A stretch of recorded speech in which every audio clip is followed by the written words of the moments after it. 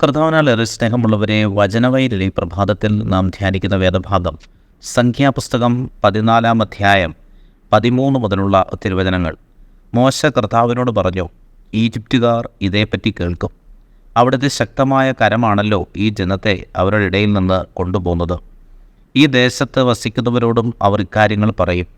കർത്താവെ, അങ്ങ് ഈ ജനത്തിൻ്റെ മധ്യേ ഉണ്ട് എന്നവർ കേട്ടിട്ടുണ്ട്. കാരണം ഈ ജനം അങ്ങയെ അഭിമുഖം കാണുന്നു. അവിടുത്തെ മേഘം ഇവരുടെ മുകളിൽ എപ്പോഴും നിൽക്കുന്നു. പകൽ മേഘസ്തംഭവും രാത്രിയിൽ അഗ്നിസ്തംഭവും കൊണ്ട് അവിടുന്ന് ഇവർക്ക് വഴികാട്ടുന്നു.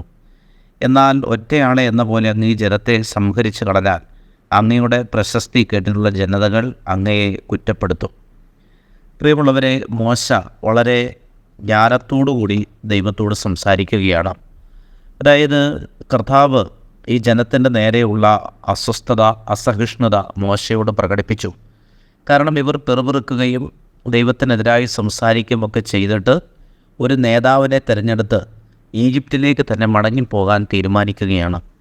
ആ സമയത്ത് ദൈവത്തിൻ്റെ വലിയ ക്രോധം ഈ ജനത്തിൻ്റെ മേൽ വന്നു വീണു. ആ സമയത്ത് മോശ ഒരു മാധ്യസ്ഥ ശ്രമം കർത്താവിനോട് നടത്തുകയാണ്. കർത്താവെ, അങ്ങ് ഈ ജനത്തെ പകുതി വഴിയിൽ വെച്ച് ഉപേക്ഷിച്ചു പോയാൽ ഈജിപ്തിലുള്ള ജനതകൾ അങ്ങയുടെ മഹത്വത്തെ വില കുറച്ച് കാണാനുള്ള സാധ്യതയുണ്ട്.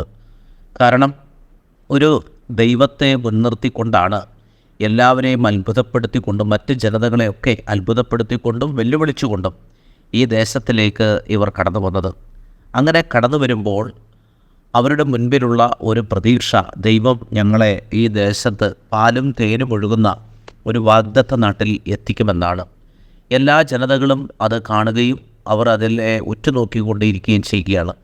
എന്നാൽ പകുതി വഴിയിൽ ഈ യാത്ര ജനത്തിൻ്റെ തന്നെ കുറ്റം കൊണ്ടാണെങ്കിലും അവർ തിരികെ പോയി കനാൻ നാട്ടിലേക്കുള്ള പ്രവേശനം അവർക്ക് സാധിക്കാതെ വന്നാൽ അതിൻ്റെ പഴി മുഴുവൻ ദൈവത്തിന് ആയിരിക്കുമെന്ന് മോശ പറയുകയാണ്. അതുകൊണ്ട് കർത്താവെ, അങ്ങ് അരുളി ചെയ്തിട്ടുള്ളതുപോലെ അങ്ങയുടെ ശക്തി അങ്ങ് പ്രകടിപ്പിക്കണമേ എന്ന് മോശ ദൈവത്തോട് ആവശ്യപ്പെടുകയാണ്. അങ്ങ് ക്ഷമാശീലനാണ്, അചഞ്ചല സ്നേഹമുള്ളവനാണ്, കാരുണ്യവാനാണ് തുടങ്ങിയ ദൈവത്തിൻ്റെ ആ വലിയ അവദാനങ്ങൾ മോശ സ്തുതിക്കുമ്പോൾ സ്തുതികീർത്തനങ്ങളായി ദൈവസന്നിധിയിലേക്ക് സമർപ്പിക്കുകയാണ്. പ്രിയമുള്ളവരെ, ഒരു കാര്യം നാം അവിടെ നിന്ന് മനസ്സിലാക്കേണ്ടത് മോശയുടെ ഒരു മനസ്സാണ്.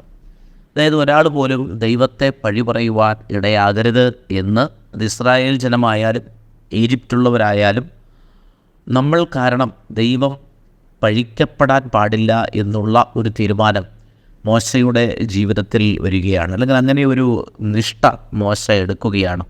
അപ്പോൾ അവിടെ നാം മനസ്സിലാക്കേണ്ട ഒരു പ്രധാനപ്പെട്ട കാര്യം, നമ്മൾ വഴി ദൈവനാമം അസ്വസ്ഥപ്പെടുവാനായിട്ട് പാടില്ല. നമ്മൾ വഴി ദൈവത്തിൻ്റെ നാമം അത് വൃഥാവിലാകുവാൻ പാടില്ല. നമ്മൾ വഴി ദൈവത്തിൻ്റെ മനസ്സ് വേദനിക്കുവാൻ പാടില്ല. അങ്ങനെ ദൈവത്തിന് ഇഷ്ടപ്പെട്ട ഒരു ജീവിതമായിട്ട് മുന്നോട്ട് പോകുവാനായിട്ട് നമുക്ക് സാധിക്കണം. കർത്താവ് നമ്മുടെ ദിവസത്തെ അനുഗ്രഹിക്കട്ടെ. സ്നേഹപൂർവ്വം ആദർശിച്ചു.